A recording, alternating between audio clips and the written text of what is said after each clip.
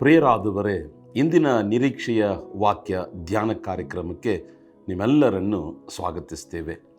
ಈ ದಿನ ಕೂಡ ಕರ್ತನು ಪ್ರಸಂಗಿಯ ಪುಸ್ತಕ 3ನೇ ಅಧ್ಯಾಯ ಅದರ 3ನೇ ವಾಕ್ಯದಿಂದ ನಮಗೆ ನಿರೀಕ್ಷೆಯನ್ನು ಹುರಿದುಂಬಿಸುವಂಥ ಒಂದು ವಾಕ್ಯವನ್ನು ಹಂಚಿಕೊಳ್ಳಲಿದ್ದಾನೆ. ನಾವೆಲ್ಲರೂ ಕೂಡ ನಮ್ಮ ಸತ್ಯವೇದ ಪುಸ್ತಕವನ್ನು ಪ್ರಸಂಗಿಯ ಪುಸ್ತಕ ಇದು ಎಲ್ಲಿ ಬರ್ತದೆ ಅಂತ ನೋಡಬೇಕಾದ್ರೆ ಪ್ರಾವರ್ಬ್ಸ್ ಜ್ಞಾನೋಕ್ತಿಗಳು ಆದ ಮೇಲೆ ಪ್ರಸಂಗಿ 3ನೇ ಅಧ್ಯಾಯ 3ನೇ ವಾಕ್ಯ ಸುಲಭವಾಗಿ ನೆನಪಿನಲ್ಲಿ ಇಟ್ಕೋಬಹುದು. 3ನೇ ಅಧ್ಯಾಯ 3ನೇ ವಾಕ್ಯ ಪ್ರಸಂಗಿಯ ಪುಸ್ತಕ. ನೆಟ್ಟದ್ದನ್ನು ಕಿತ್ತು ಹಾಕುವ ಸಮಯ, ಕೊಲ್ಲುವ ಸಮಯ, ಸ್ವಸ್ಥ ಮಾಡುವ ಸಮಯ, ಕೆಡವಿ ಬಿಡುವ ಸಮಯ, ಕಟ್ಟುವ ಸಮಯ. ಇಲ್ಲಿ ಸಮಯ ಅಂತ ಬರೆಯಲ್ಪಟ್ಟಿದೆ. ನೋಡ್ರಿ, ನಾವು ಬೀಜಗಳನ್ನು ಬಿತ್ತುತ್ತೇವೆ, ತಕ್ಷಣ ಅದನ್ನು ಕೊಯ್ಯುವುದಿಲ್ಲ. ಬೀಜವನ್ನು ಬಿತ್ತುವುದಕ್ಕೆ ಒಂದು ಕಾಲ ಉಂಟು, ಅದನ್ನು ಕೊಯ್ಯುವುದಕ್ಕೂ ಒಂದು ಕಾಲ ಉಂಟು. 2 ತಿಂಗಳು 3 ತಿಂಗಳಾಗ್ಬೋದು. ಅದಕ್ಕೆ ನೀರು ಹಾಕಬೇಕು, ಗೊಬ್ಬರ ಹಾಕಬೇಕು, ಬಿಸಿಲು ಬೀಳಬೇಕು ಅಲ್ವಾ. ಅದಕ್ಕೆ ಏನಾದರೂ ಕಳೆಗಳು ಬಂದರೆ ಅದನ್ನೆಲ್ಲ ಕಿತ್ತು ಹಾಕಬೇಕು. ಎಲ್ಲದಕ್ಕೂ ದೇವರು ಒಂದು ಸಮಯವನ್ನು ನಿರ್ಣಯಿಸಿ ಇಟ್ಟಿದ್ದಾನೆ. ಒಂದು ವರ್ಷದಲ್ಲಿ 4 ವಿಧವಾದಂಥ ಕಾಲಗಳು ಉಂಟು ಅಲ್ವಾ. ನಮ್ಮ ಜೀವಿತದಲ್ಲಿ ಕೂಡ ಸಹೋದರ ಸಹೋದರಿಯರೇ, ದೇವರು ಒಂದು ಸಮಯವನ್ನು ನಿರ್ಣಯಿಸಿ ಇಟ್ಟಿದ್ದಾನೆ, ಒಂದು ಕಾಲವನ್ನು ನಿರ್ಣಯಿಸಿ ಇಟ್ಟಿದ್ದಾನೆ. ಅನೇಕರು ಹೇಳುವಂಥ ಒಂದು ವೇದನೆಯಾದ ದುಃಖದಿಂದ ತುಂಬಲ್ಪಟ್ಟಂಥ ಒಂದು ಮಾತು, ನನ್ನ ಟೈಮ್ ಯಾವಾಗ ಬರುತ್ತೋ ಗೊತ್ತಿಲ್ವಲ್ಲ, ನನ್ನ ತಲೆವಿಧಿ ಏನಿದೆ ಅಂತ ಗೊತ್ತಿಲ್ವಲ್ಲ. ತಲೆವಿಧಿ ಎಂಬುದು ಇಲ್ಲ, ಅಥವಾ ಹಣೆ ಬರಹ ಎಂಬುದಾಗಿ ಹೇಳ್ತಾರೆ. ಆ ರೀತಿಯಾಗಿ ಒಂದು ಇಲ್ಲವೇ ಇಲ್ಲ. ದೇವರು ನಮ್ಮ ಜೀವಿತದಲ್ಲಿ ಯಾವ ಸಮಯದಲ್ಲಿ, ಯಾವ ಕಾಲದಲ್ಲಿ, ಯಾವ ದಿನದಲ್ಲಿ ಏನು ಮಾಡಬೇಕಂತ ದೇವರು ನಿರ್ಣಯಿಸಿಟ್ಟಿದ್ದಾನೋ ಅದು ನಿಶ್ಚಯವಾಗಿ ನೆರವೇರುತ್ತದೆ. ಸೋತು ಹೋಗದಿರಿ. Amen, hallelujah. ದಾವೀದನಿಗೆ ಕುರಿಗಳ ಹಿಂದೆ ಇರುವುದಕ್ಕೆ ಒಂದು ಕಾಲ ಇತ್ತು. ನಂತರ ಅರಸನಾಗಿ ಇಡೀ ಇಸ್ರಾಯೇಲರನ್ನು ಆಳುವುದಕ್ಕೆ ಒಂದು ಕಾಲವಿತ್ತು. ಯೋಸೇಫನಿಗೆ ಸೆರೆಮನೆಯಲ್ಲಿರುವುದಕ್ಕೆ ಒಂದು ಕಾಲ ಇತ್ತು.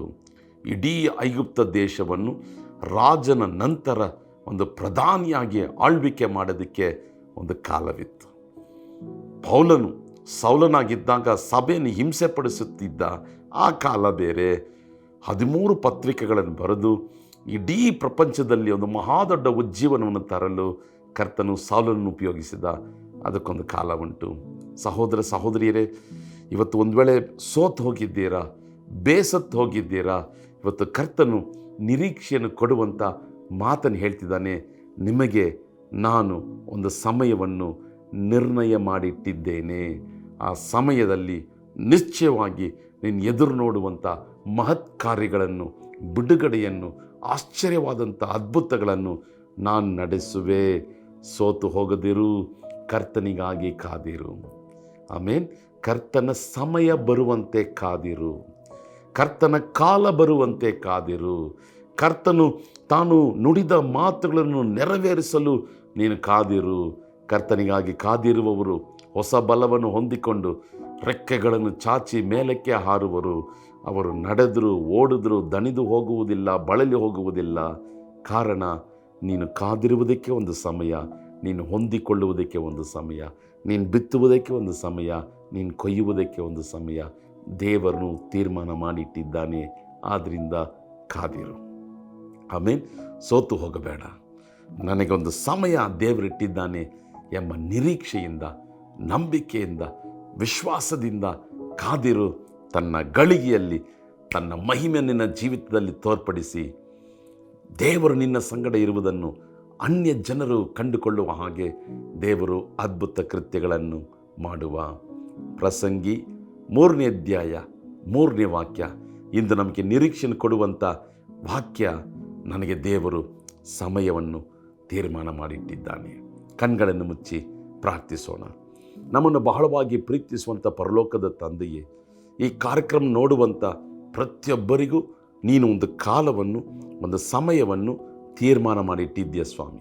ಆದ್ದರಿಂದ ನನಗಿನ್ನೂ ಆಗಲಿಲ್ಲ ಎಂಬುದಾಗಿ, ನನಗಿನ್ನೂ ಏನು ನಡೀಲಿಲ್ಲ ಎಂಬುದಾಗಿ ಬೇಸತ್ತು ಹೋಗಿರುವಂಥ ನಿನ್ನ ಜನರಿಗೆ ಚೈತನ್ಯವನ್ನು ಹುರಿದುಂಬಿಸುವಂಥ ನಿನ್ನ ಮಾತನ್ನು ಹೇಳಿರುವುದಕ್ಕಾಗಿ ಸ್ತೋತ್ರ. ದೇವರೇ, ನಿನ್ನ ಸಮಯದಲ್ಲಿ, ನಿನ್ನ ಗಳಿಗೆಯಲ್ಲಿ, ನೀನು ನಿರ್ಣಯ ಮಾಡಿಟ್ಟಿರುವಂಥ ಆ ಕ್ಷಣದಲ್ಲಿ ನಿನ್ನ ಜನರು ಅದ್ಭುತಗಳನ್ನು ಹೊಂದಿಕೊಳ್ಳಲಿದ್ದಾರೆ. ಅದುವರೆಗೂ ಕಾದಿರಲು ಬಲವನ್ನು ಕೊಡು ಸ್ವಾಮಿ. ನಿನ್ನ ಹಾಗೆ ಮಾಡುವುದಕ್ಕಾಗಿ ಸ್ತೋತ್ರ. ಯೇಸುವಿನ ನಾಮದಲ್ಲಿ ಇವರನ್ನು ಆಶೀರ್ವದಿಸಿ ಪ್ರಾರ್ಥಿಸ್ತೇವೆ ತಂದೆಯೇ, ಆಮೇನ್.